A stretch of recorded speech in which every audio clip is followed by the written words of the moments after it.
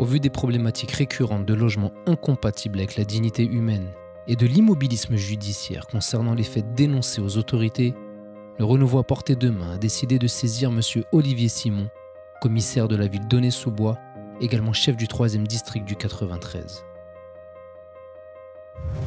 À Sevran le 27 août 2020. Objet, demande d'audience.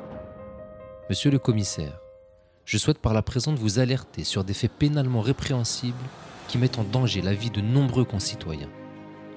Ces faits, je les constate, mes collaborateurs les constatent, de plus en plus de Sevranais nous les relatent. Il s'agit de problèmes récurrents relatifs à des logements incompatibles avec la dignité humaine.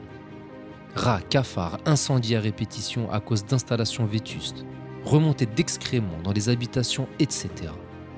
Tant d'anomalies qui plongent de nombreuses familles dans l'insécurité, dans des problèmes sanitaires parfois désastreux, sans compter toute l'anxiété que provoquent ces situations. Certains enfants sont même victimes de harcèlement scolaire à cause de cela.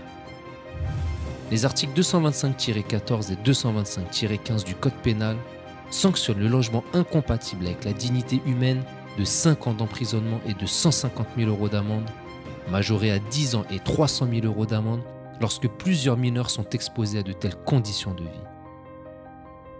En tant que ministre de la Ville et du Logement, M. Denormandie a évoqué la guerre menée par l'État contre ces marchands de sommeil qu'il a comparé à des trafiquants de drogue. C'est dire la gravité d'un tel délit. Nous avons à plusieurs reprises utilisé l'article 427 du Code de procédure pénale afin de mettre ces faits sur la place publique et apporter la matérialité des faits dénoncés qui souvent constituent une mise en danger de la vie d'autrui. Vous pouvez voir ces vidéos sur la chaîne YouTube Bâtisseurs d'égalité dont voici le lien. Nous avons déposé plusieurs plaintes au commissariat de Sevran pour que les droits des victimes soient rétablis. Ces dernières sont confrontées à une lenteur, voire un immobilisme judiciaire. À notre connaissance, aucune enquête n'a été ouverte. Aucun agent ne s'est déplacé afin de dresser des procès-verbaux de constatation. Aucune famille n'a été avertie des suites données à leurs plaintes, etc. Nous craignons que cet immobilisme devienne parfois constitutif d'une non-assistance à personne en danger, délit passible de 5 ans d'emprisonnement et 75 000 € d'amende, article 223-6 du Code pénal. C'est pourquoi nous nous sommes récemment présentés à l'accueil du commissariat d'Aulnay-sous-Bois, dont vous avez la charge et qui chapeaute celui de Sevran. Nous y avons été bien reçus et vos agents nous ont fait comprendre l'importance que vous accordiez à ce sujet très sensible, avec un service spécialement dédié à la lutte contre les marchands de sommeil. Cela nous a grandement rassurés. C'est en ce sens que nous sollicitons audience auprès de vous, afin d'établir un partenariat permettant de lutter de manière encore plus concrète contre ce fléau polluant la vie de nombreuses familles. Nous devons ensemble étendre cette collaboration jusqu'au procureur de la République et au préfet du département.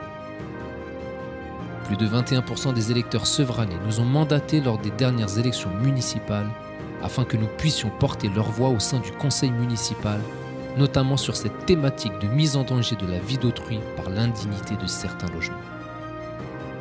Ils comptent sur nous et sur nos institutions pour éradiquer ce fléau dans les plus brefs délais.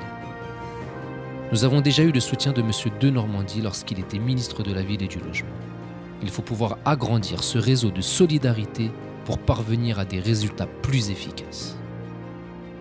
Nous sommes aux côtés de nos concitoyens fragilisés et réalisons par la même occasion un rapport sur les blocages institutionnels qui empêchent les séquano-dionysiens d'accéder à la justice, les privant ainsi de leur droit sacré à l'égalité devant la loi. Ce rapport sera remis au Premier ministre, au ministre de la Justice ainsi qu'à la ministre du Logement pour que nous puissions ensemble optimiser l'aide d'État envers nos concitoyens les plus sinistrés.